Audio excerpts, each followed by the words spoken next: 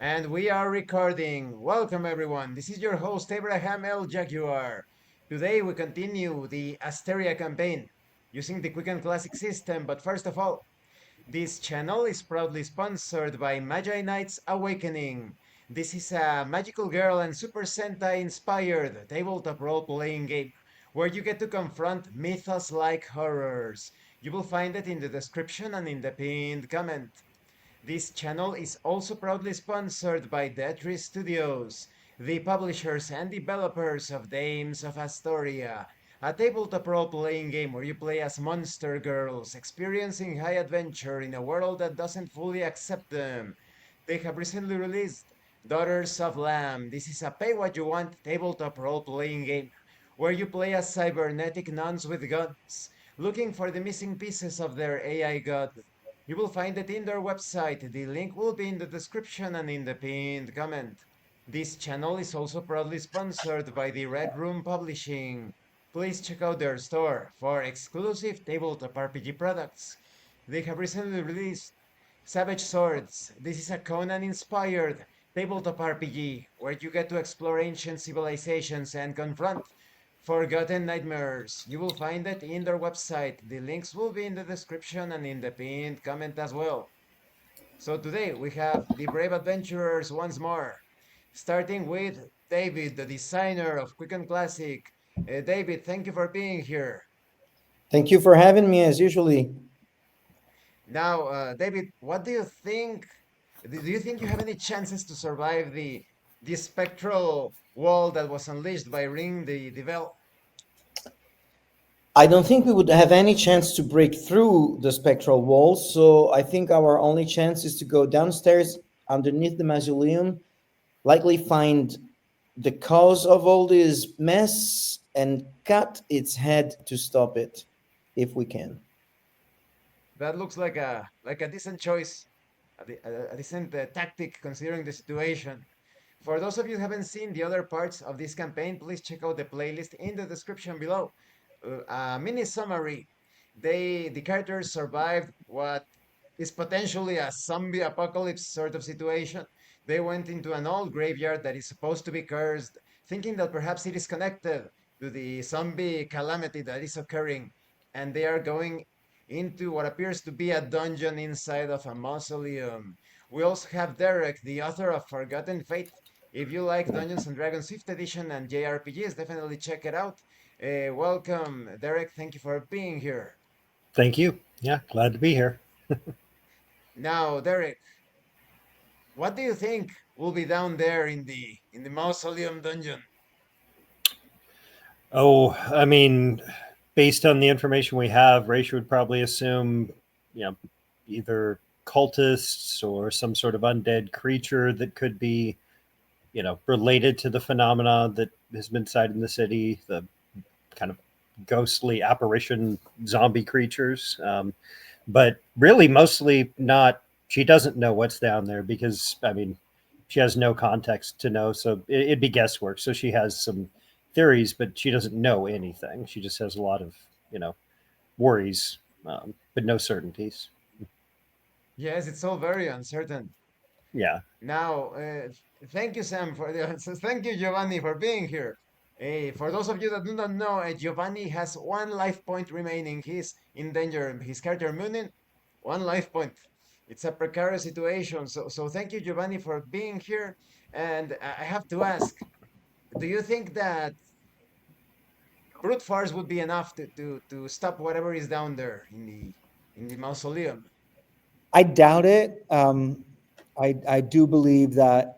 One thing that I am really as Moon and I'm really wondering is why is it that everything got suddenly so much worse? Like we had reached the city of Shark and heard that like yeah there were zombies and it was bad. They attacked at night, but it was a situation such as there were some rewards for anybody who might give information, not an all hands on deck.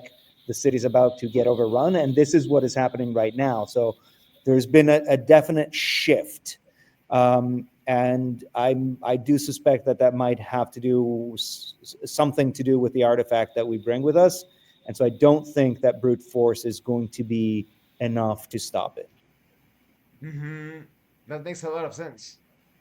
Now, Sam, thank you for being here. And Thank you Sam, for having me. of course, always a pleasure. And I have to ask, do you, what does Peter, what do you think Peter thinks about the grapes outside of the mausoleum? It looks like they were freshly dug or the soil was disturbed. Yeah, I mean, definitely there's something going on with the cemetery, the grave outside.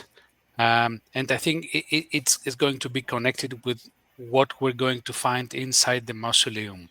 I mean, this is about tactics now and strategy. It's better to avoid direct combat if possible, because also my hit points are not too high. It's just two, like Munin 1 or 2. So we have to do some wise movements to make sure the monstrosities that are outside and inside the mausoleum do not destroy us somehow. Let's see. Mm-hmm. Mm-hmm. So, those of you enjoying this at home, it is a very precarious situation. And so it begins. You stand in front of the stone steps, leading downwards. They are in complete darkness, while the spectral circular wall slowly encases the area. And now the wall is moaning and groaning. The lamentations of the faces within the walls can be heard. I begin moving down the stone steps, holding my torch out to provide light, taking rapid but careful steps without a word back to my brothers. I'm at your side. The shield is ready to prevent any damage to my lads in the back. Peter is following just behind, next to Munin, with his warhammer ready to defend the rest of the Peter stands party. there thinking in third person, unsure of what to do. I Come don't on. stop moving. I continue my movement, not waiting for any of the others, I nudge only Peter looking ahead. down the steps, and we follow Oda and Raisha. As you descend, based on your orientation, your appraisal from outside, you are descending into the west. The stone steps descend a total of 10 feet downwards. They are wide enough for two people to walk side by side. And at the bottom of the stone steps, a noble room, 15 feet from north to south, 12 feet from west to east, is revealed. The floor of the oval room is littered with half burnt candles, black candles. On the west wall, a single wooden door with a rusty lock is revealed. The ceiling of the oval room is just high enough for you to move comfortably. It almost graces the head of the tallest of you. Which is probably, I mean, I try to stay low, not to scratch my elm, my iron elm, on the top of the room. Let's These burned candles. They look like a sort of black magic ritual to me. Do they? I say as I pause at the base of the stairs before entering the room, looking back above us to see if there's any sign of the mist closing in down the staircase or the phantasmal figures pursuing. Reisha can hear the moaning sounds approaching, but not too fast. It may not matter. We've done more to destroy ourselves than whoever's down here. I'm looking at the wooden door with a rusty lock. I'm trying to understand if it is something that has been recently used if it is locked, of course. It is But quite clear for Peter that this lock, despite being rusty and somewhat dusty, has been frequently opened and closed. I Can try you to take it? understand if there's Oh. any magic hanging in the air, if there's any residual um, aura of magic. Munin can sense that unsuccessful rituals were carried out in this room, but he notices that 6 of the candles look more recently used, and it is his appraisal that final successful ritual was carried out in this room. I try to understand if there's a way to undo it or stop it by either interacting with this magic or snuffing out the candles. But Munin cannot perceive perceive the current connection of the ritual in the room with the current supernatural menace. Brothers and sister, somebody has tried and failed many times to cast some rituals in here, but recently succeeded. There's a few of these candles, that one, that have been used in a recent successful ritual, but I have no way of stopping it or reversing it. I know not what to do. Well, this is probably where they finally started the horde that overwhelmed the city, but maybe the solution is behind that door. Peter, could you pick that lock? It is refreshing, Moonin, to hear you admit you do not know something, I must say. Peter, is the door safe to proceed through? I'm trying to pick the lock silently because I have the impression that there are sounds behind the door. It is extremely easy for Peter to pick the lock open, and it is confirmed as he does so because of the lack of dust in the areas where the metal pieces connect, that it has been used frequently. The door has been unlocked. Okay, guys, the door is unlocked. We have an opportunity to jump over to the other room, but we have to be cautious and stealthily as much as Good possible. job. You are the quietest of us, Peter. With your training, you could serve as a scout, but before proceeding onward, I think we need to deal with an issue here. Moonin, yesterday you said it was imperative that that bell not fall into the wrong hands. It already has. Yours.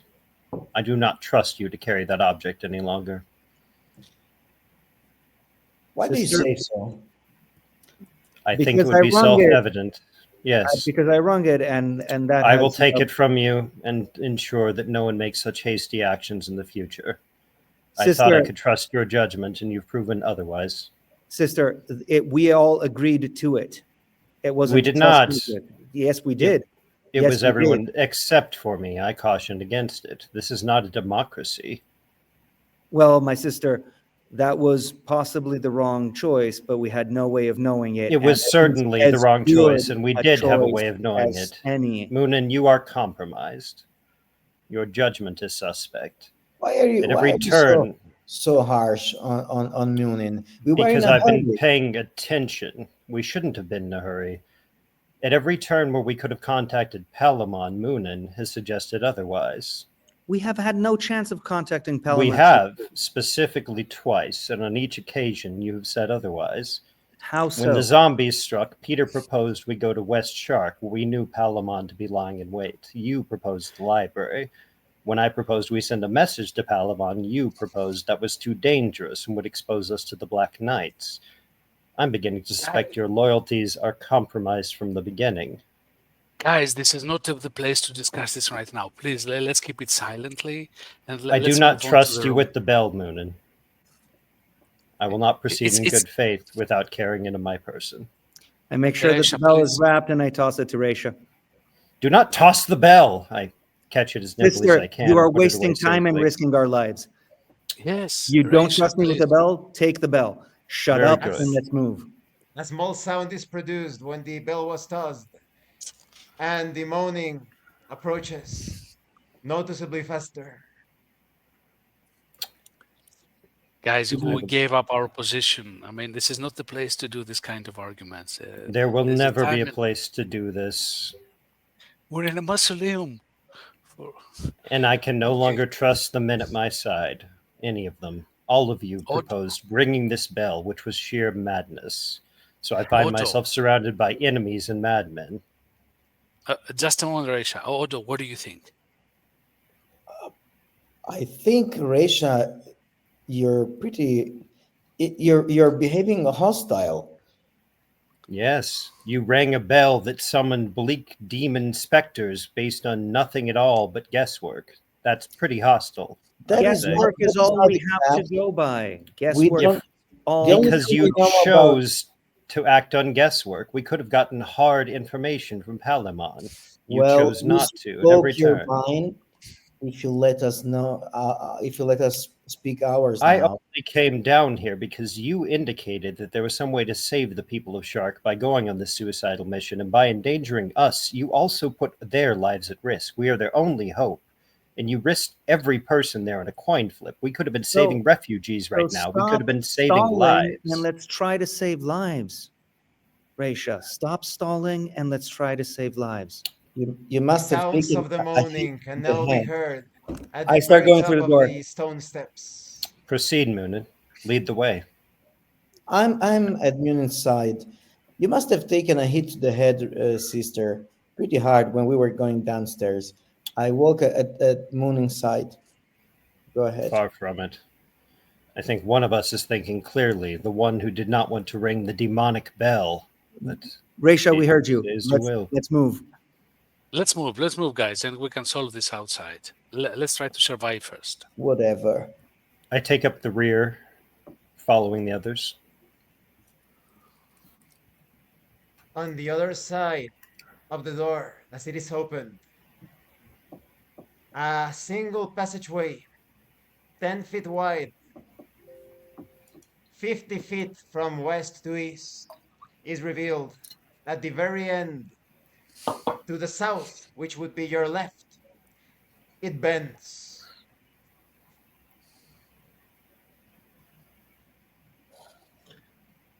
I try to sense presence, physical and none.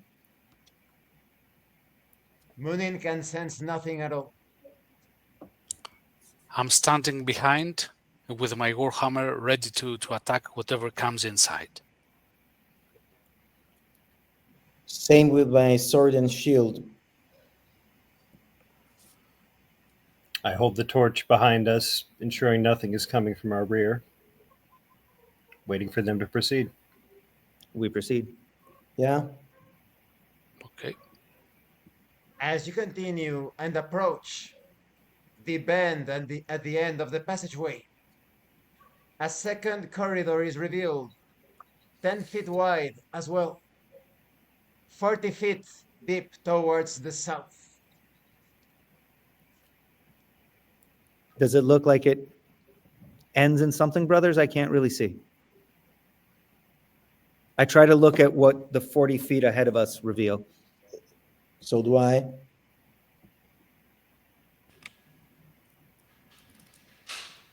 Just at the end, on the east side, a black curtain covers the east section at the end.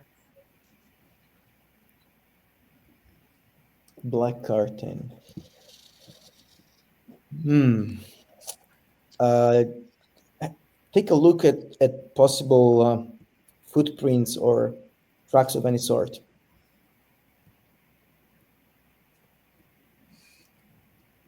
Although can see that a set of dusty footprints sticks to the east side of the corridor. I tell the others, pointing at the footprints, maybe that's our way. Let's keep to the east side of the corridor. Yes, let's go one by one. There might be traps. Best to These follow in the footprints, footsteps of others, yes.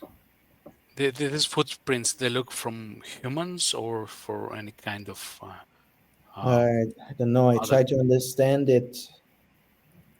As you are all aware of the footprints, now it is easy for you to see that they look human. I try to listen to hear if there's any sounds, and I smell the air to see if I smell anything out of the ordinary.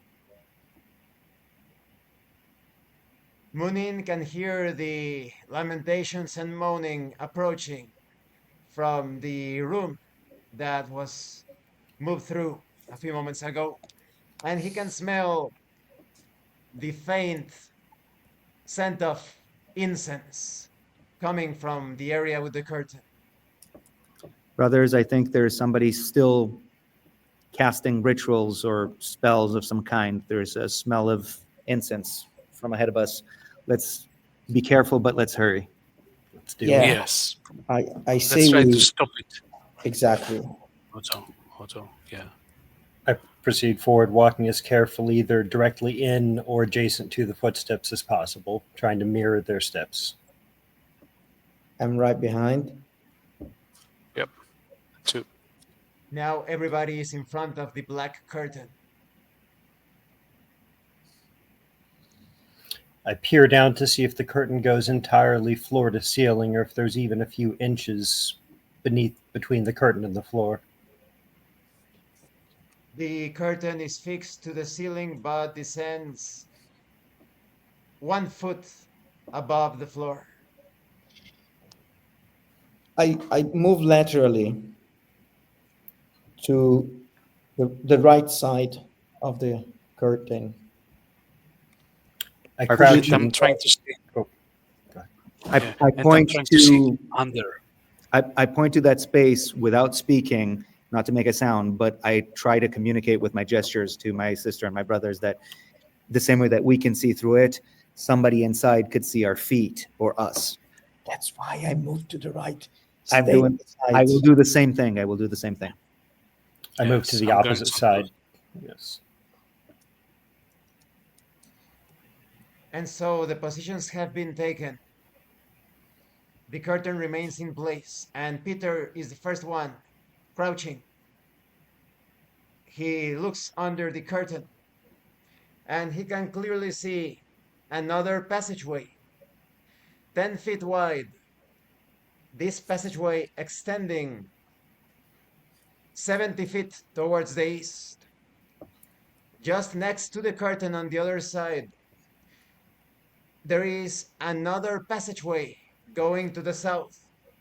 And Peter can see that 2 other passages are in that same passage leading to the east, but from this distance, he cannot obtain more details from those other 2 passages. I'm doing some signs to my sister and brothers that the, about these passages 70 feet east, south, the 2 passages to east. But guys, we have to make a decision how we pursue. Let's try to figure out if we can follow the smell. And If in we can either figure case, out, we do have to go past the curtain. that is true. The smell gets lost. It is impossible to determine where it comes from. Peter, do you need this torch? You have the keenest eyes of us. Do you need it to see by? If I use it, I think I will be seen at the same time. That's a So fair it's point. better. It's better to maybe we move, but there's a You wish decision. you wish to scout ahead then? Yeah, I could start crawling towards the east. I think that there's a extending 70 feet towards the east, the passageway. So I can I take a start look to going. see if the curtain is connected to anything, if moving the curtain might ring an alarm of some sort. Munin can see no connection whatsoever. It looks like an ordinary curtain. Let's pull it and go then. I pass on the other side. Always attached to to the right side of the corridor. I wait, bringing up the rear, taking periodic looks over my shoulder to ensure nothing is pursuing us from the rear. Shall we go straight towards the east, or shall we bend to the left again, towards the south? I try and listen where the chanting sound comes from. Yes. Odo realizes that the only sound heard is the sound of the lamentations and groans coming from behind. From behind. Behind us. Okay, so Those are- guys, we go forward and That's let's what's try to. following us, yes. The only sound are the spirits summoned by the bell. Shall we go straight towards the east, or shall we go south? I say straight. Straight towards the east brings us back towards the city. Ah, That makes sense. Underneath, right? Because am I correct, brothers, sister? I have no orientation sense whatsoever. If you think But the cemetery was to the west of Shark, so if we're moving east, we're going back towards the city.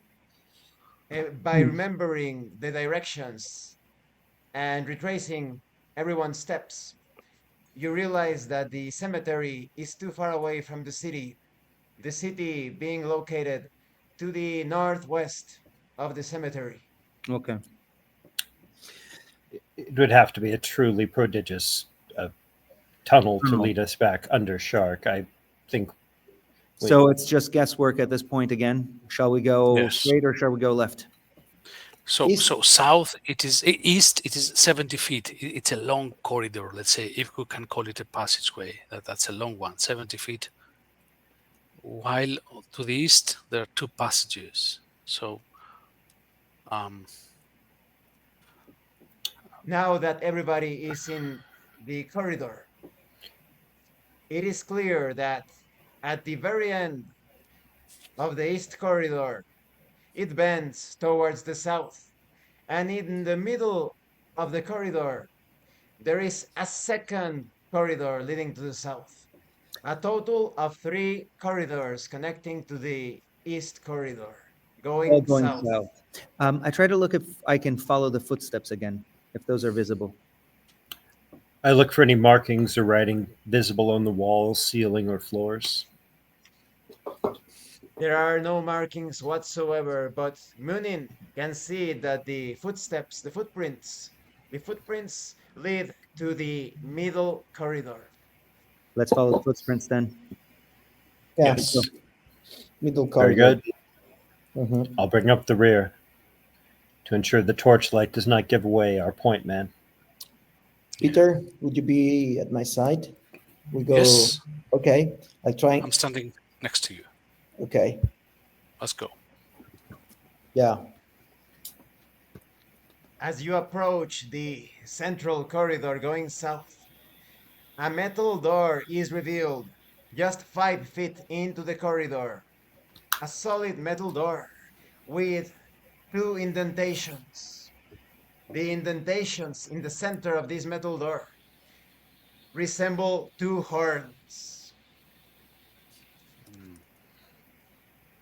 We've seen that before, sister and brothers. I think there's 2 horns. Yeah. It was the symbol on top of the grave that we had to open to come down these steps. Yeah. And it is the Peter, would you symbol- search it for any traps, or Moonin, would you Yes. tell us if there's any baleful magics about it, perhaps, before we interact with it? I try to sense if there is any.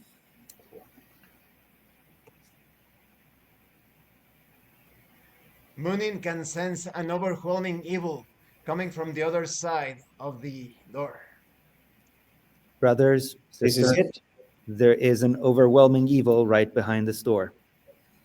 And there is an Is there- overwhelming evil crawling at our back. I say we take the Yes. overwhelming evil in front of us. Is there a lock to this metal door? Why don't you check, Peter? You are the most skilled at us in finding Yeah. such things. Take a look. I'm looking at the door for any kind of lock or any kind of mechanism. Peter has never seen such a mechanism in a door before. The indentation is obviously connected mechanically to delicate pressure plates. There is a single handle to open the door, but to Peter's understanding, the handle will not move unless the indentations are triggered. Maybe there's something we have to insert in the We may indentation. wish to explore the other corridors to find the keys to this door and then return. Yeah, it's the only way to go about it, I think. Unless you think you could somehow subvert it with your skills as a thief, Peter. Yes, it doesn't look like there's a specific keyhole. However, I will use my hands, my touch, to feel if there's some kind of pulling or pushing part of this metal door that I could use to open it. Or to hear any kind of mechanism moving. Peter realizes there is a chance to activate half of the pressure plate mechanisms, but there is a risk of the door being completely shut. Hmm.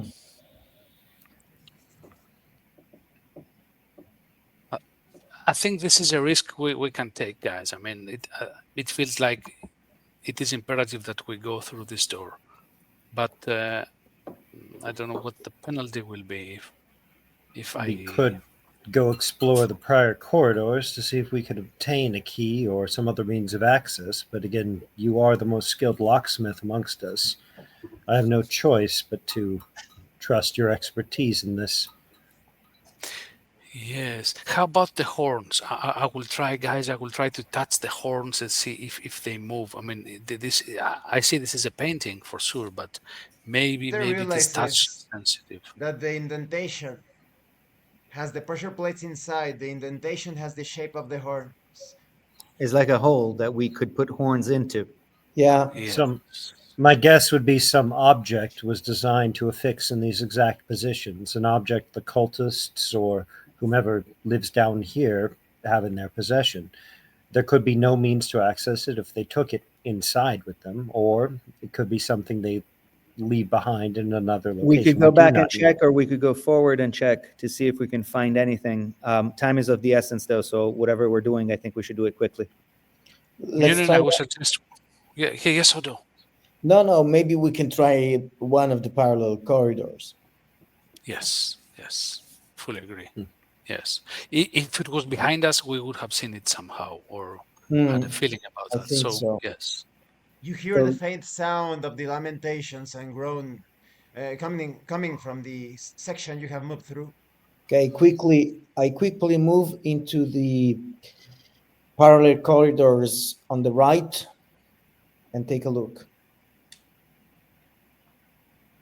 Odo takes a look at the corridor that is closest to the curtain. It goes south 20 feet and bends towards the west.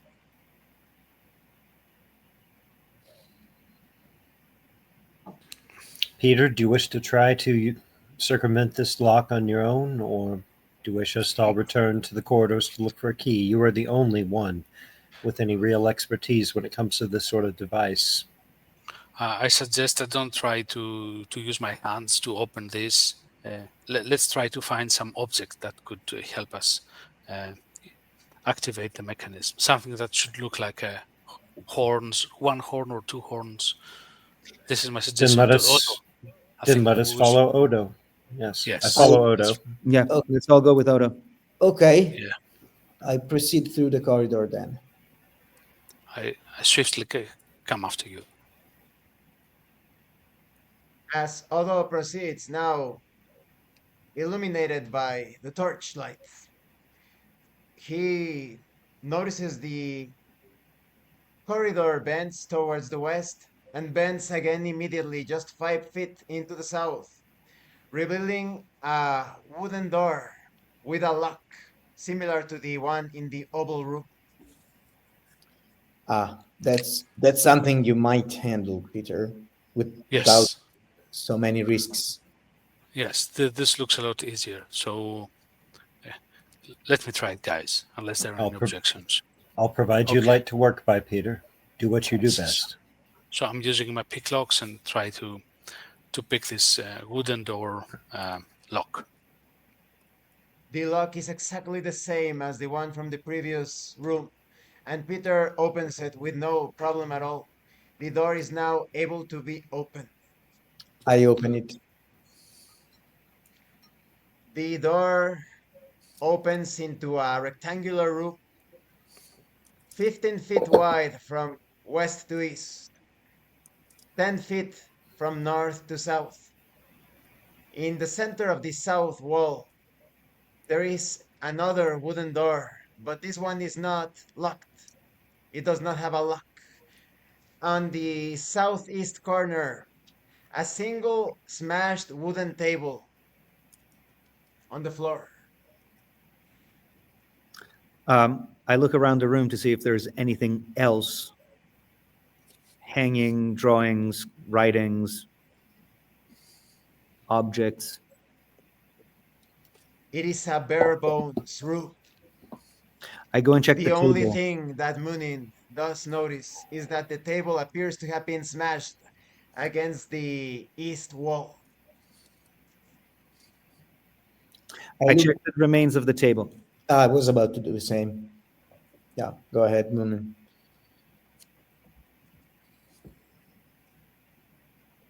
It is clear to Munin that the southeast section of the wall has a different tone of color. The grayish bricks differ considerably. I poke the different section with the tip of my sword. A click is heard, and the east section of the wall slides, revealing a single cubicle looking room, 5 feet square. And in the center, on the ground, is a single ring, a gold ring, with a shield emblazoned on it. I try to sense if it emanates magic.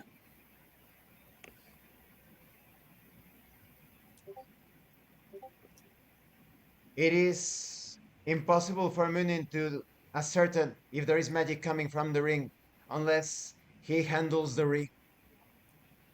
I hold my torch over it and say, "There's only one thing here that could be of note." I shall handle the ring. I pick it up and I try to examine it, try to commune with it, as it were. Munin has never sensed such powerful magic, but it is of a protective nature. Munin can understand that the ring could provide protection, but the exact mechanism or function on how to trigger such a protection is unknown to him. I sense magic in this ring, and it is a good kind of magic, very different from all the other evil that I have felt around here. It is a protective ring, although, again, I am unsure at how it would or could work. I say you wear it. You're the most wounded of us. Take some protection. I do so. Indeed. Taking risks with unknown magic might be for the best in this case. Glad to hear you say that, sister. I put the ring on. In this case, it's your life and not ours. All life are connected here. If one falls, the group is weaker. I move on to the wooden door and try to open with the tip of my sword. If to, Hol- to see if Holdo it's realizes that the door can only be opened by turning the handle, the so doorknob. it's okay. I was about to see if it was already open. So then I turn the handle and open the door.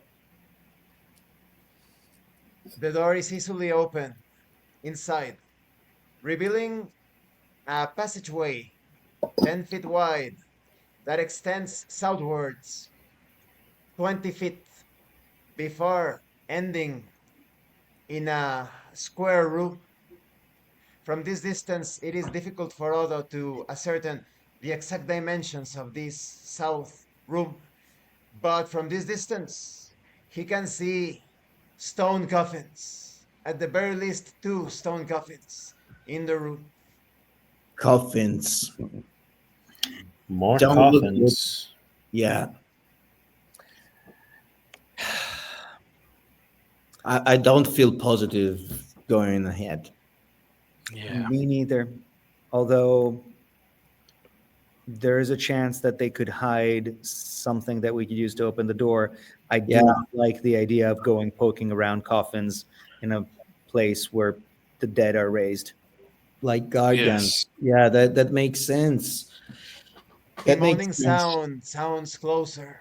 The groans and moans, they sound in the corridor before entering the east corridor.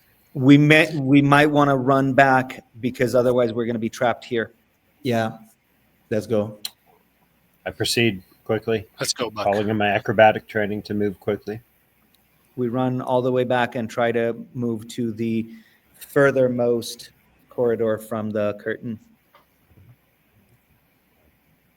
The corridor at the far end of the east passageway extends south 20 feet and bends towards the east. I listen to We- confirm which sound the moaning is approaching from. From the beginning of the corridor. Reisha can hear the sound coming from the west. The west. Okay. Um, Let's move quickly through this tunnel. carefully, but at speed. Yes. I bring up the rear with my torch as before. The corridor bends towards the east 10 feet into the east and bends once more to the south 5 feet, revealing a wooden door with an open lock on the ground. The lock has already been opened and it is on the ground, on the floor. We have no time for hesitate. I opened Yes. cautiously, but I opened the door with my Yes. shield ready to parry whatever comes at me. As soon as Odo opens the door, tendrils of flesh slide in, pulling the door open and striking like spears against Odo. Odo's shield is completely shattered. A corpse-like figure in fresh blood, the red of the muscles exposed as it has been completely flailed, the skin torn apart as banana peels. The entity standing before you, clearly a walking corpse, lunges at Odo. I I'm standing step, behind Odo and I'm using my warhammer to hit directly the head of that monstrosity in front of Odo. I step at one of the eyes as fiercely as I can. I try to focus my prayer and with my sacred symbol and see if this has any effect against it. I leap and kick off the wall to the side of Odo, stabbing at the creature from an unexpected angle.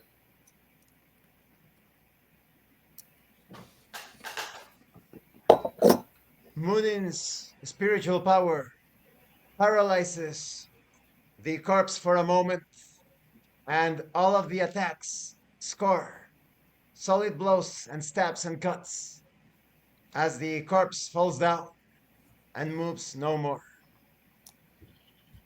Well done, everybody. What's Now behind let's, this monster? yeah, one less to face. Let's search the room. I search the room. The room is revealed to be rectangular, 15 feet wide from west to east, 10 feet from north to south. The room is covered in blood. There is a large stone table on the east section of the room. On the south wall, a wooden door without a lock, closed. Let's search the table first. I hold my torch out to provide light. We search the table. It is obvious that a trail of blood leads from the table towards the door. Based on the freshness of the corpse, it is most likely that the corpse was dripping blood. And has just been animated. There's nothing else in the room, brothers. Let's move to the door. Yeah, Yeah. I open the door, ready to whatever. Odo, you may wish to switch to that two-handed axe that we acquired from Scorpion. Your shield is useless now. Yeah, that's a good idea. I take the two-handed axe, sheath my sword, take the two-handed axe. I will fight with that from now on, since I don't have a shield. As the door is opened, a mirror-like section is revealed, just like the one on the west, exactly the same. A corridor that extends 20 feet into the south, ending in a square-shaped room with stone coffins. This again. Makes sense. Guardians for one piece, guardian for the second piece, and we need them both to open the door. Let's go take a look, I guess, because Yeah. we have no other chance, no other option. Yeah. I try to sense if I can Yeah. feel presence of magic or of evil or of undead. Munin can sense no magic whatsoever coming from this room. Right. Sister brothers, at least I sense no magic for now. I trust you. Let's have a look to the. I take a look to the coffins. If there's any, I look if there's any coffin that looks different than the others. Symbols. Peter, keep an eye out for mundane traps, mechanisms, Yes. pitfalls. Yes, especially as Odo opens the coffins. I'm standing very close to see if something gets dragged or gets activated, let's say. Peter notices that Odo is not opening the coffins. Odo Not is not yet. examining for signs. Not yet, but maybe Odo very soon. can Yes. see the symbols of horns on the southeast coffin on the lid. All of the other lids are embellished with a few swords and shields, but no other symbols. The southeast coffin is the only one with horns at the center. Lads, I'm gonna open this one. I Get take, ready. I take Ready my for anything. sacred symbol and hold it. Right. At my three, 1, 2, and at 3, I push with the handle of the axe. The coffin lid, heavy as it is, slides just enough to reveal a skeleton inside and a single metal horn just on its chest, the size of the indentation on the door from the past corridor. That's exactly what we need. Perhaps Peter should take it. Yes. I'm picking it up and keeping it safe. I think I'm we'll ready have to to go strike back. if the skeleton animates as he picks the horn. The skeleton does not move at all. I close the coffin. Lads, maybe if we run to the other room, maybe we can get the other. Before the Yeah, spirits. Let's go check. Let's move as quickly as we can. I take Yes. a I look. run. Yeah, I run and take a look if the corridor is still free. As you make your run, you now realize that the spectral wall with the claws and the hands is now just about to make its way into the east corridor. You are now accessing the south corridor next to the curtain. The curtain is partially consumed by the mist moving through. I try to see if with my sacred symbol I can slow the spectral mist.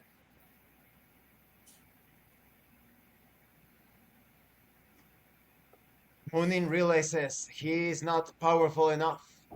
But now, as he understands the energy currents and patterns, he can attempt to employ the bell to halt the advance. Do it. We need the other horn. Although mentions the actions of Munin without knowing exactly what he is about to do. Moonin, Odo, Raisha, Peter, I think I can try to use the bell to stop the advance of this thing. I am starting to understand the patterns and things. Raisha, I need you to trust me with this. It's the I only can't chance. guarantee that I will be able to, but I do think that I can attempt it. This is the last time I'm trusting you with anything, Moonin. Take it, but know that we may be parting ways after this. Make this count. Earn my trust back. Sister, I am sorry you feel this way. I hold the bell and I try to channel its energy and understand how to use it to stop the advance of the. I back away from Moonin. I Munin carefully hand him the realizes bell, by the way. Munin realizes that he needs to remain in place, and only for a few minutes will he able to stop the advance. And with his newly acquired ring, he can also accomplish this, but the ring will have to be destroyed in the process. Run, get the other horn. I will hold them here. I'm running, as you say, run. I push my muscles to the limit to get as fast as I can to the room with the confidence. I'm going with And Otto. I'm going with Otto to cover him. Yes. Raisha, you're going to stay with Munin? I pause and say, no, there's nothing I can do for him. This is a spiritual battle, not a physical one. The only thing I You can say also is all Moonin. realize that Reisha is the only source of light because of the torch. Go, go, go. I pray I was wrong about you, Moonin. I follow Peter and Oda, providing light. As you enter the square room, which is exactly the same as the other, the stone lids come out flying as skeletons jump out of the coffin, 6 skeletons in total, and they are malformed, out of shape. Where the head should be, there is a leg attached. Where the right arm should be, there is another leg. Instead of legs, there is a head and a single arm, as the skeletons jump on a single leg and some others crawl on the ground, charging at Odo, Reisha, and Peter. I immediately start swinging my axe with large swings, and I cry, Peter, take the horn. I will distract them. I attack the skeleton, swinging I'm wildly. picking the horn from the coffin, and while Odo is covering me. I use my training in acrobatics to throw myself aside from the flying coffin lids, and without unsheathing my sword, using it as a bludgeoning weapon, strike out with the sheath itself, striking out at skeletons, limbs, rib cages, anything to force them back or destroy them.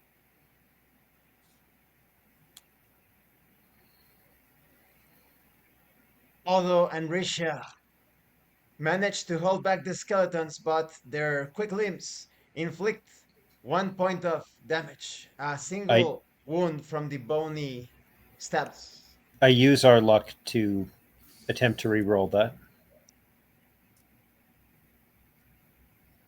They were actually glancing blows and stabs as Odo and Risha make quick work of the nearby skeletons. Only 3 remain. But Peter, by not specifying the searching order, takes too long. He finally finds the horn in one of the coffins, but Peter is now surrounded by the 3 skeletons. I immediately attack the 3 skeletons, swinging wild axe slashes. As I I'm run up. holding, please, Raisha. I run up the back of one of the skeletons that has exposed itself to me, stabbing down with the blunt edge of the sheath sword at another, and essentially landing with all my weight on as many of them as possible, keeping them off Peter. With one hand, I'm holding the horn, and with the other hand, I'm holding my warhammer, trying to shift it around, try to open a way out from this attack. The skeletons are shattered due to all of the attacks, and Peter and everyone else is safe. But Munin feels the strain. The effort to keep the spectral fog at bay is about to collapse. I run like hell back to Moonin. I ensure first that Peter has claimed the horn that we need to open the door. Do you have it, Peter? Yes, Teresa, thank you for supporting me. Yes, let's go. Let's follow Odo back to Munin. Try to. I run parallel to Peter, providing him light and defense as I try to lead him back to the door. I pray to the gods of nature, to the crows. We have it! Give me I strength. scream, we have it! Run! Let's run back to the iron door. Let's I move wait for fast. them all to pass by me, and as soon as they have, I step back, releasing the strain, and run with them towards the central passage. The ring is destroyed, and all of that is accomplished. You are all standing in front of the door with the indentations. Let's push those horns in together. Peter, hurry. Yes. Both I'm at the same holding time. the two horns, and at the same time, simultaneously, I'm attaching them to this metal door, hoping that this time I'm going to trigger the mechanism and open the door. Guys, stand behind me as we try to open the door. Yeah, I stand right behind you, axe ready. As this happens, I quickly put the bell well wrapped away and get my sacred symbol. The door is opened with a metallic sound. It opens inwards, revealing a single passageway 10 feet wide, 30 feet from north to south. At the end, there is a single stone door engraved with a demonic looking goat head with fangs and horns staring to the north as if it is looking at you. The walls are traced with strange patterns in dark brown or even reddish tones. I try to sense magic, try to understand what the engravings might mean, and if that door may be a threat.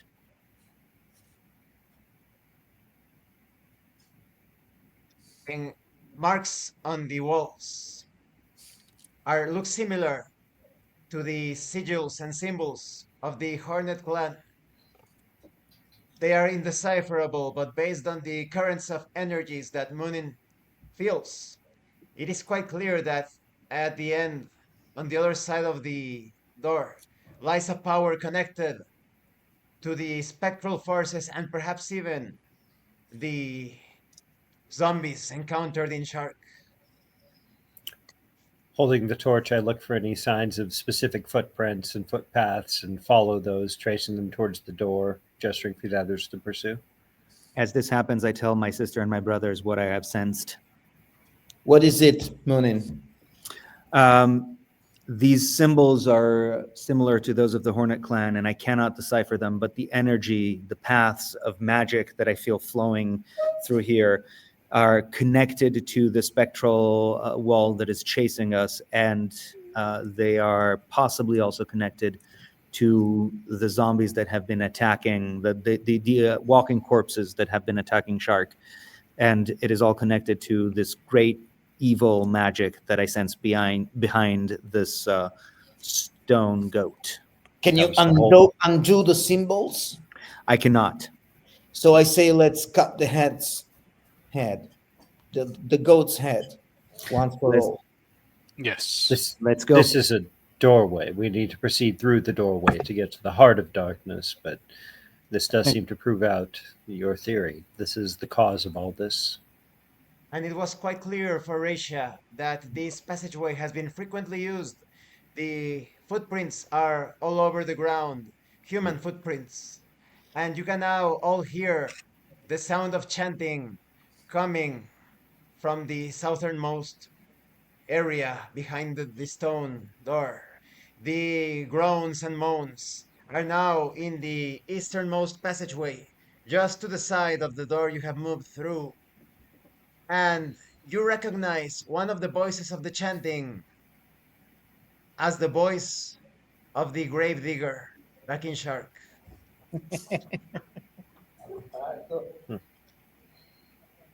Yeah, the ingenious bastard. I moved close to the stone door, trying to understand how to open it. I'm helping There Odo. is I'm helping Odo as he's trying to open the door. there is a single indentation on the right side of the door, a single indentation that appears to serve to slide the stone door to the side. Let's slide it. Yeah. As the door slides to the side with grating sounds, a rhomboid room is revealed from north to south, 50 feet, as well as from west to east. In each of the corners of east, west, and south, there are statues of a demonic humanoid with a goat head, horns, fangs, claws, in menacing postures as if they are about to tear someone apart.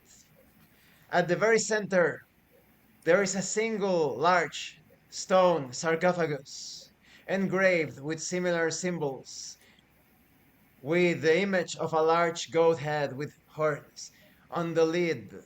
And on each side, flanking the stone sarcophagus, are two men, the gravedigger on the left side, the man quite similar to the gravedigger but much younger, their long black hair descending over their faces as they finish prayer.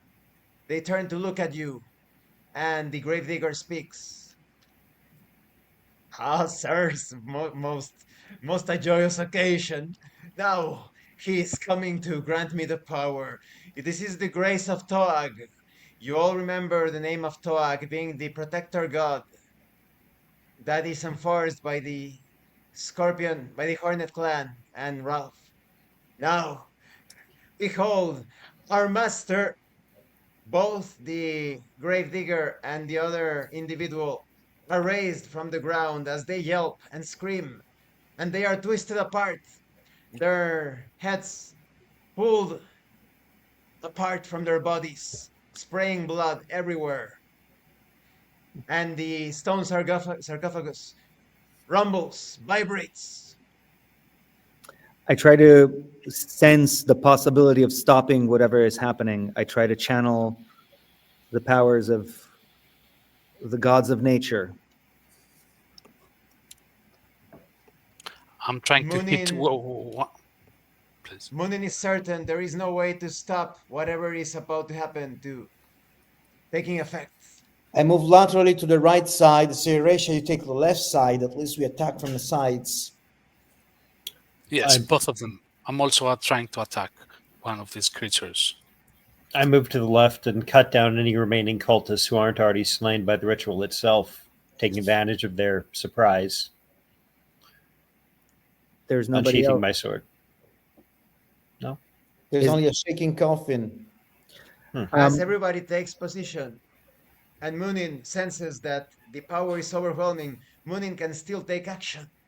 I run around the room. I try to go to the back of the room. And as I do so, look around to see if there's anything that I can pick up that might be of use for us.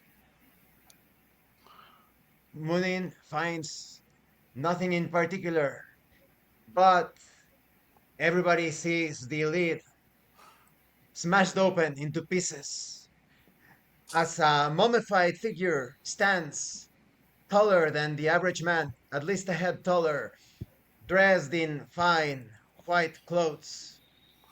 a robe, and a skirt. The creature produces a sound like no other, a hellish sound of many voices coming from the same throat, and from the fingers and eyes, black bolts fly in every direction. From this vantage point, Moonin can see there is black smoke coming from inside the coffin, and the black bolts flow towards each of you. I Reisha, jump. Reisha, try to use to set it on fire. It seems it's wearing some kind of clothes. Maybe we can set it on fire. I tumble on one side to avoid the bolt. I too try to dodge the bolts as they come towards me. I leap and roll over the bolts, calling them acrobatics training to do so while throwing the torch at the midsection of this creature. And I dodge.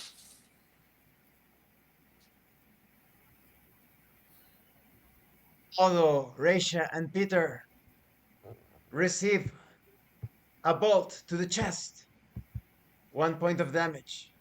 But thanks to Moonen's vantage point, he is able to avoid all of the bolts. The creature steps away from out of the coffin and prepares for another barrage as the fingers and the eyes and the mouth shine with darkness and purplish light. I cry, "You mummified piece of goulash!" and I attack him with my axe. I'm trying to hit it from behind the head with the warhammer, giving it a swift. I roll and take my sword in two hands, driving it up towards its midsection, coming from an unexpected angle, relying on Odo and Peter to provide visual cover. I rush it from behind from where I am and try to strike it at the back of the head with my mace. All attacks connect, but they bounce off as if the creature was made out of metal, each weapon only sinking a millimeter into the body and bouncing off. And the black smoke flows from the coffin with greater intensity. The creature is now clawing at all of you with unnatural speed. I jump inside the coffin and try to see what's inside. That produces. Although immediately notices a single green gem at the very center, at the base of the coffin. I smash it with my axe.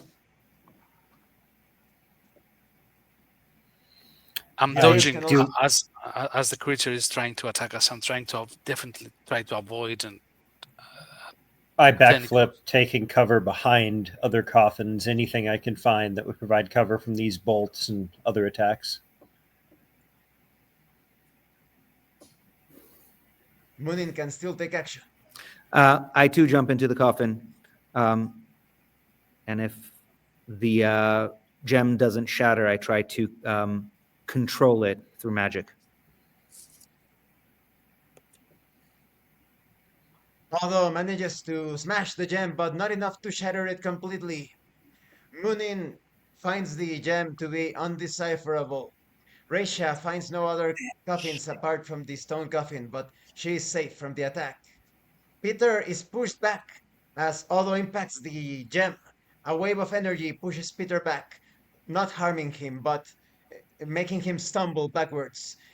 And the creature takes hold of Odo and rakes at him, dealing 1 point of damage with the claws. I smash at the gem again with my mace. I resist and smash again with the backside of the hex head, like a hammer. this time I'm trying to hit the coffin to break it somehow. I suppose this is a wooden coffin, so I'm trying to break it. I try to call on my training in charm and rhetoric to distract the creature and say, "We are the heirs of the Hornet clan. What is your agenda here? You serve us while remaining behind cover." As Reisha speaks those words, the creature is momentarily distracted giving Odo and Munin enough time to shatter the gem completely. But Peter cannot destroy the coffin as it is made completely out of stone. And the creature dissolves into dust. The sound of the groans coming from the far north end is heard no more, and everything is in complete quiet, silence. Ha! Whew. That was close. I take deep, steadying breaths, closing my eyes and trying to find my center. Give everyone else a moment to collect themselves as well.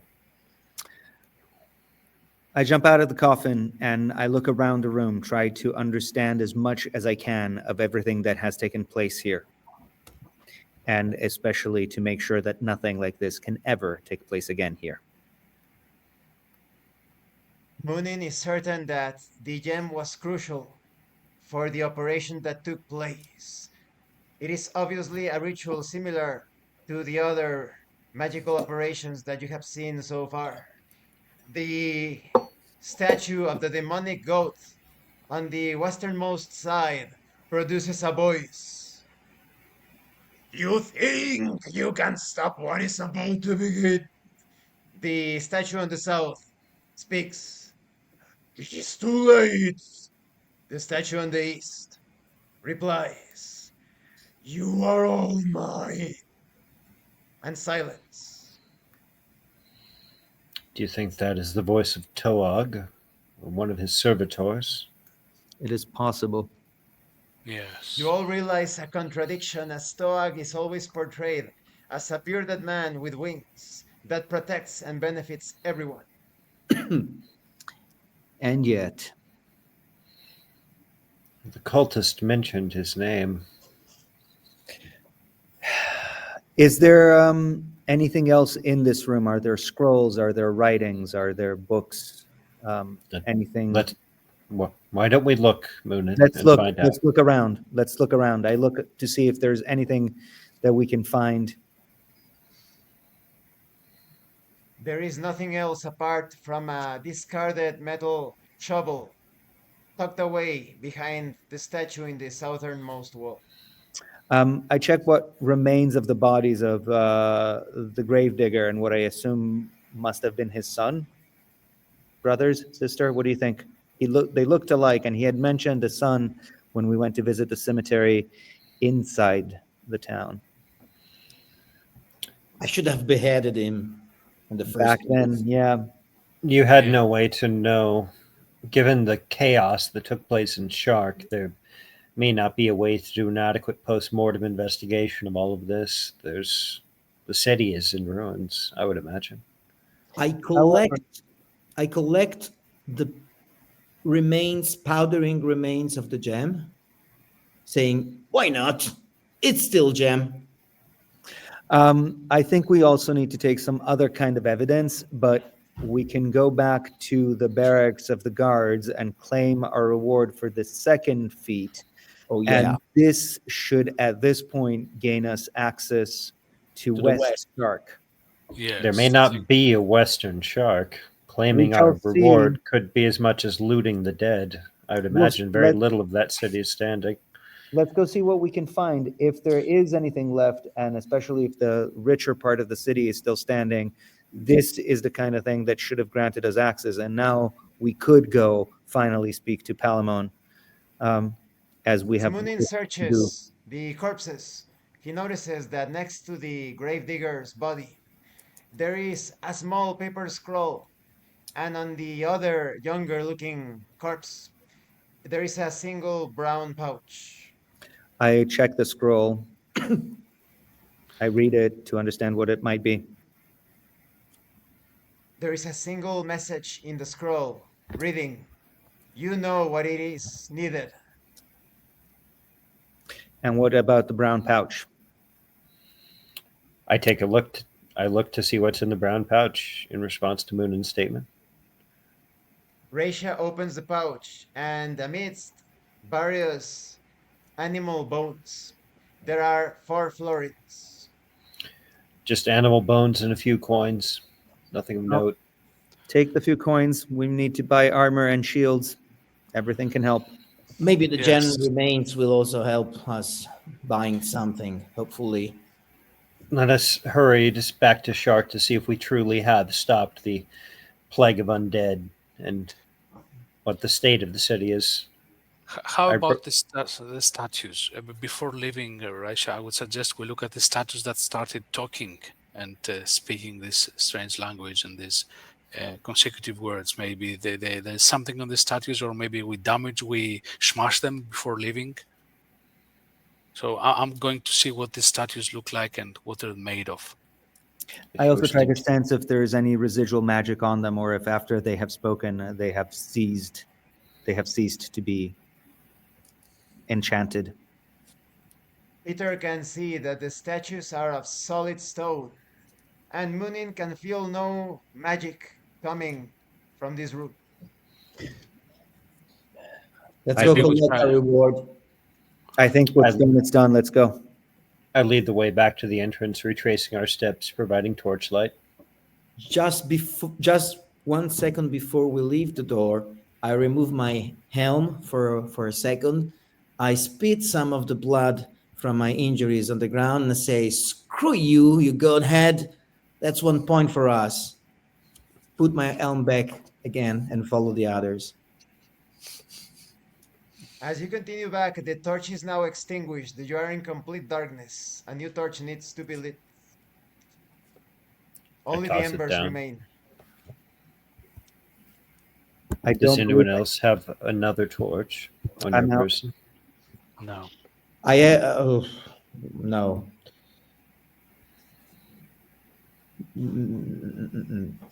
We have to proceed By touch and memory. and memory. Yes. Let me lead. I will do my best to lead everyone out. We could Using simply my try to create another torch using an object and a But how do we lit it? tinderbox. I do have flint. The You have flint? yes, I have flint. we Oh, Oh, several of us have flint and tinder. It's not Yeah, let's unheard take of. the curtain, the black curtain, wrap it around one of the pieces of the smashed table, if nothing else, and see if we can light it. yeah. Simple enough. And so it is easily accomplished then. A new torch is created and lit. And we follow all the way back out of the mausoleum, out of the cemetery, and if nothing else happens, back into town. As you exit the mausoleum, a familiar figure stands in front of you. The gnome Pip, dressed in browns and greens, just as you saw him before, with a big smile. But his eyes look yellowish and reptilian or draconic. The white looks yellow, a single black slit in the center, and Pip speaks. I was just looking for you. Tell me, what did you find in Halmar? I did not expect to see you here, of all places, Pip. With snake's eyes, by the way. Snake, where? I hate snakes. Where? What Your are you eyes. doing here, my friend? Ah, I came here because I am sensing the same disturbance that I felt from Halmar. You know, I told you I was very curious as to what was going on. I travel across many places. I am very, very interested in these strange affairs of late. Well, we have just almost died fighting some undead monstrosities, one of which was powered by a gem and raised by cultists who were worshiping Taug, but the statues there were of demonic goat-headed monsters. Do you know anything about this? Toak, but isn't Toak supposed to be like this nice fellow that protects everyone? That's what I thought. We can walk as we talk, Pip. We need to see on the state of Shark, but I would Oh, like to know more I'm a about bit your research as well. I'm in a bit of a hurry, but But did you find anything in Halmar? Tell me. It could be important. I'm sure it could be. But I'd how like do, to know more about your agenda, Pip, before freely sharing information. What are Yeah. you really looking for? Whom do you represent? We could be allies in this, but we're going to need a lot more than your eccentric behavior and vague proclamations of adventure. Oh, well, I serve someone that prefers absolute secrecy.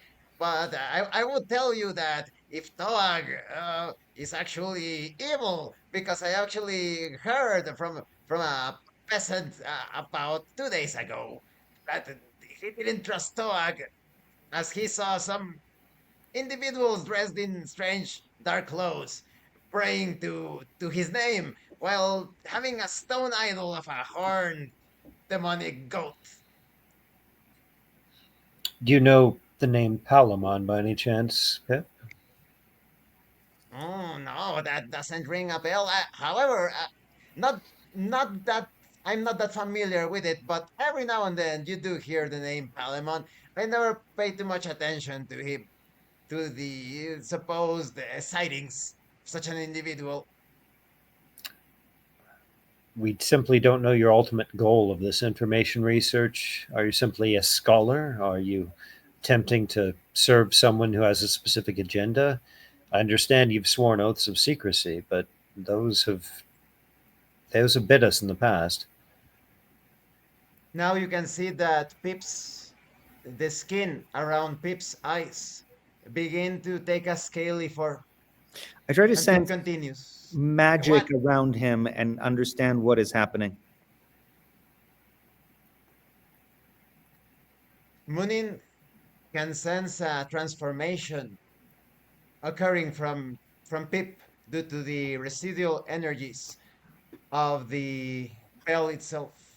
I use my charm to try to exert more candor from Pip as I proceed, saying, Pip, if you can be real with us and tell us what you're really after, whom you really represent, we may have useful information for you, but we've been through hell and we don't know who we can trust. Now's cards on the table time. As Risha speaks, Pip's face becomes almost demonic as scales and the eyes intensify, now glowing red. And Pip speaks with a different voice. Well, you have seen some of what I am capable of because this damn disguise doesn't last for long. Let's say that we have a common enemy. Not all demons are in league with each other, and based on your information, I am certain that my old enemy Tog is interested in this plane of, and Pip disappears. Ah, Well, that's interesting. The enemy of my enemy could be an ally. Could be, but I am not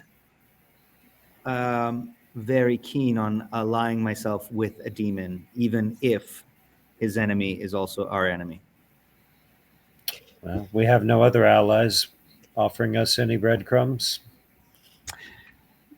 Resha, my sister, for someone who was yelling at me because I might have summoned evil, you seem awfully keen to ally yourself with a demon. Let's go to the city, see if we can find Palamon. Let's get some answers from the people we think, at least, we can trust. And I agree. maybe, It is time to contact Palamon, if he still yes. remains. I don't believe he's in the city, but at least if we can get access to West Shark, we can find more information about him. And if he is there, I would love to meet him. There are some occasions, Moonim, where treachery is just as dangerous as ignorance in the reverse. well, I try to be ignorant and dangerous to our enemies. And you accomplish that with Uplum, Oda, every day. Let's be on our Yeah. way. And I have a feeling we're going to see Pip again. He's going to appear, and I don't know if we can let him leave if we meet him again, or ally with him, because it can be one way or the other. He's a demon. Yes, as is Toag, it seems, which is a major revelation. But for now, let's see if we can get to Western Shark and if Palamon remains. If anyone remains alive, I proceed to Western Shark.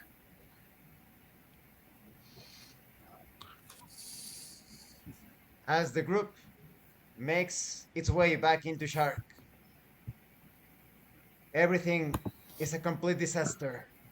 There aren't even guards stationed at the moment in the main gates.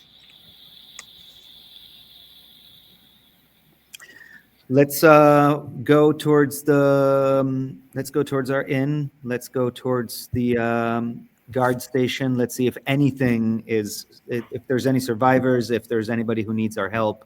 If Yeah. we can find out. Inn is a good idea. I would love some goat stew. I don't know about you, but after a good fight, a good meal. Yes, I and said- restore some health also. I suggest we proceed directly to Western Shark to see if we can locate Palamon, if he is there. If they'll let us in. If Western Shark is still standing, they will probably not let us in. But again, if we can find a way to get accepted in. Given the state of the city, there are no living guards likely to stop us. Let's I'm try. proceeding to Western Shark. Let's try sneak in. Let's try it. Let's find out. As you step into the city, with great subtlety, almost out of nowhere, a single man dressed in dark blue clothes with a black cloak, the face hidden almost completely behind fabric except for the eyes, showing black piercing eyes, appears in front of you and speaks. So you survived. No, we saved the city. That would be more correct. Who are you? You saved East Shark. The west section of the city is well protected, but your efforts were noted. We have been following your progress, although there are still many uncertainties about you. You may call me the third agent. I offer a bow politely. Say, well met. So you've seen our actions since entering the city. We are adventurers. Yes? At the very least, as the fourth agent has told me, you are perhaps responsible for stopping the zombie problem, correct? Indeed. Remove the perhaps, sir. You Yes, were we only are. seen disappearing into the mausoleum as a strange spectral miasma surrounded you. We stopped the problem, and we also stopped The killers. Scorpion and Cobra. I assume you represent mercantile interests in the western section of Shark, but I would imagine to them, Eastern Shark, its laborers and populace are still of some value. We're glad to have been of service. This structure, harsh as it may seem, is the only thing keeping Shark running. But come now, I serve one of the nobles. You may call him Mr. R.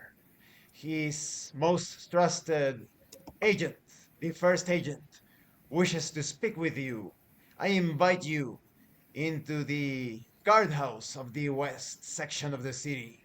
Will you come? Your reward awaits there. Please lead the way.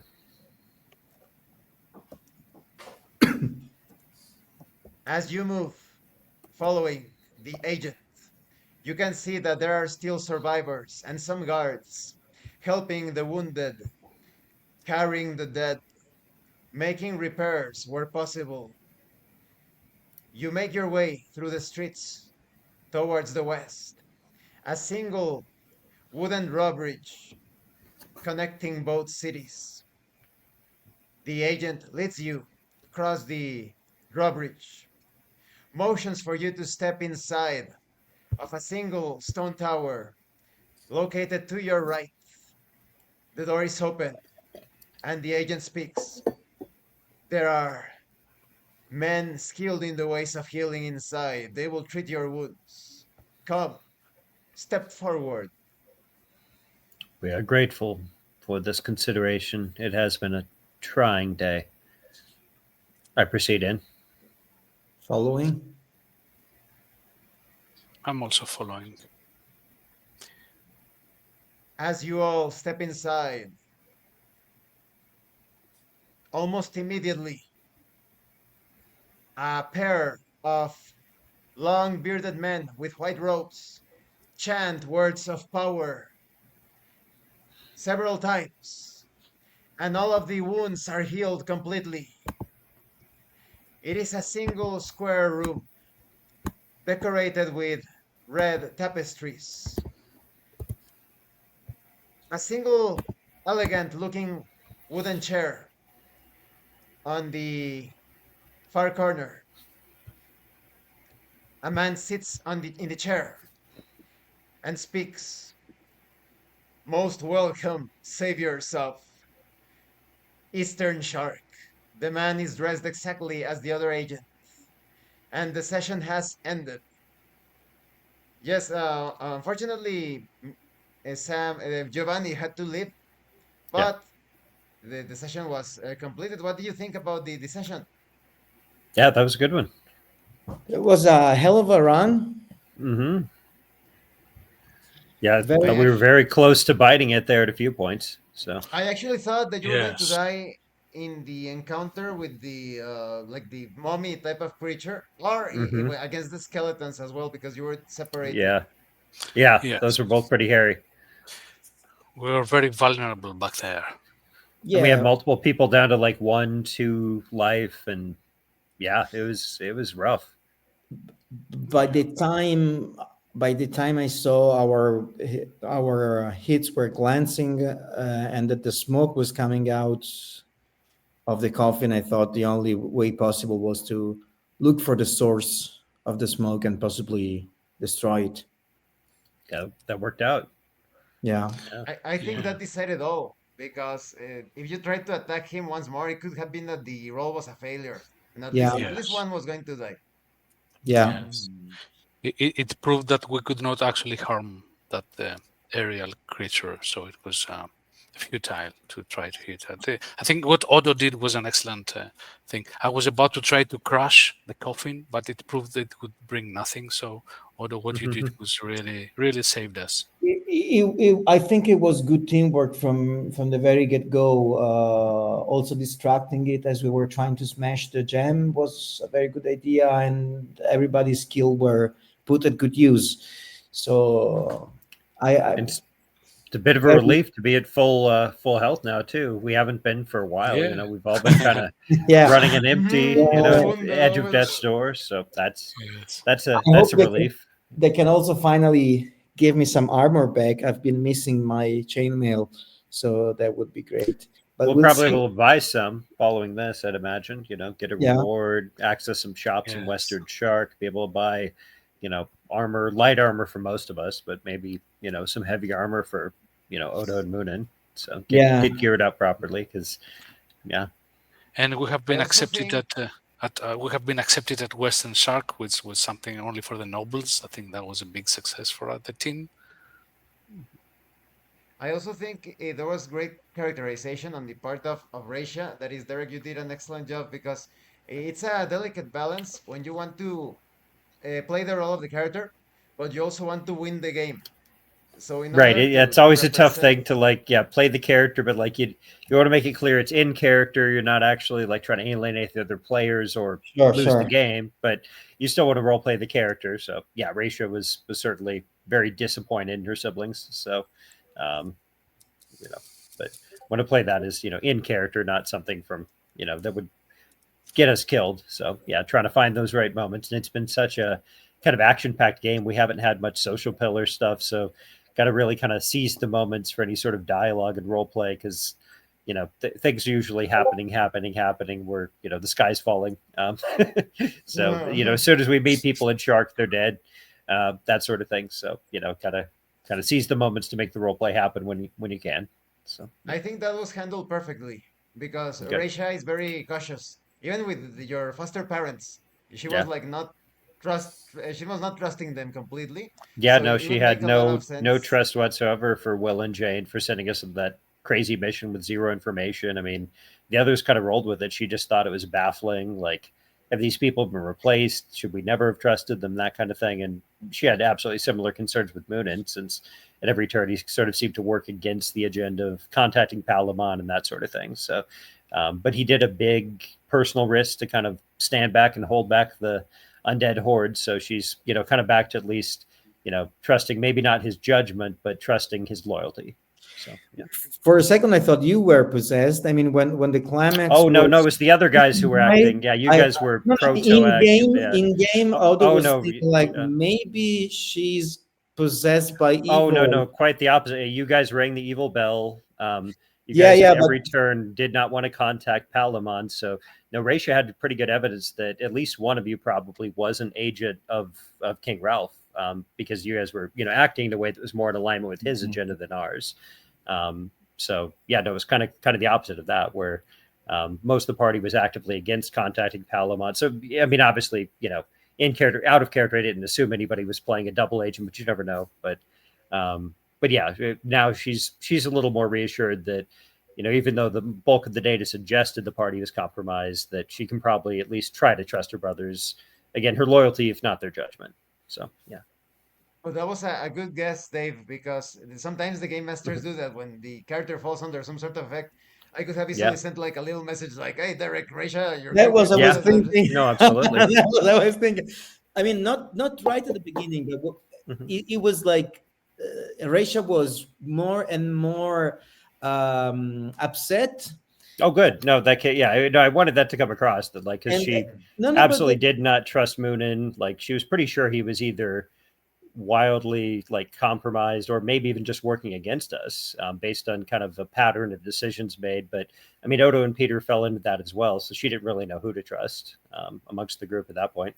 So so there's been a lot of teamwork and like camaraderie up to now, but yeah, Raisha's definitely feeling more alone in the group, since it doesn't seem like there's a lot of like common values shared. So yeah.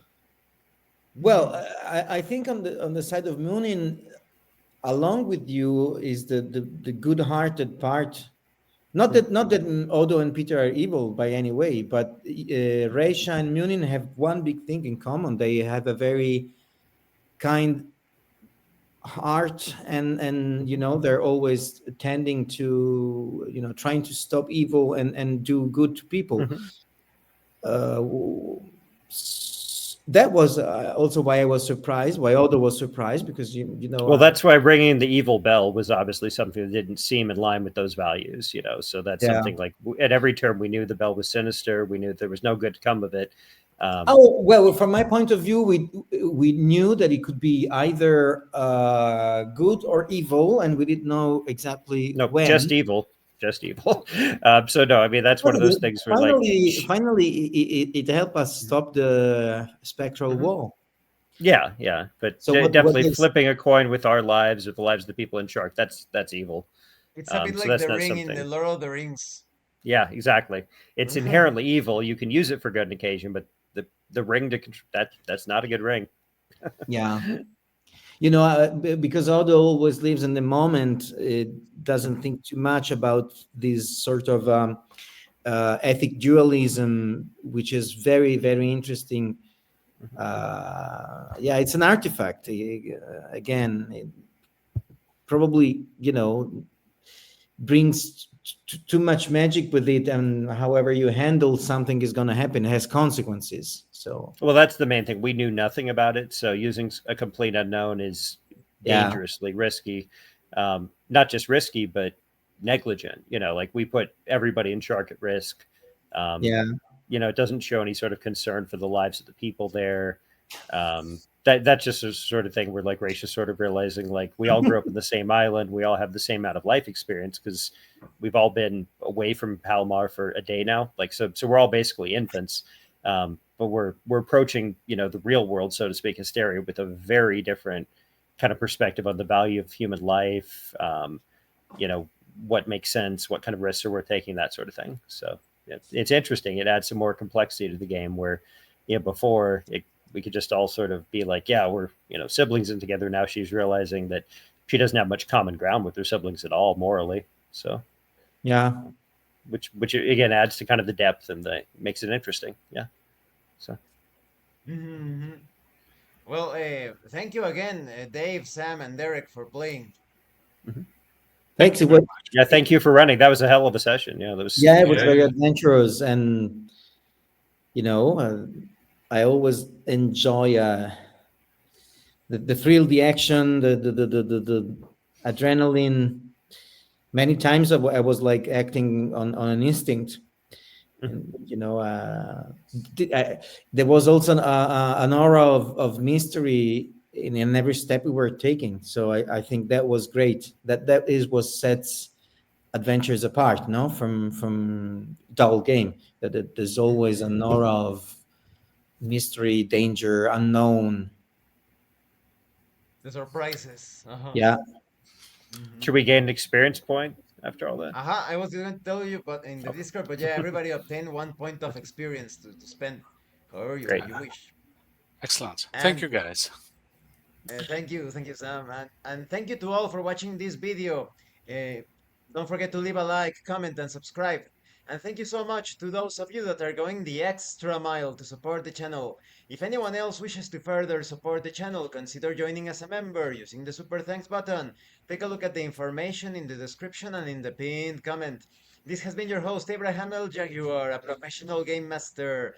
And remember, it is better to roleplay and fail in character than not to roleplay and fail as a player. Once again, thank you, and I'm stopping the recording in 10 seconds. Goodbye, people. Bye bye.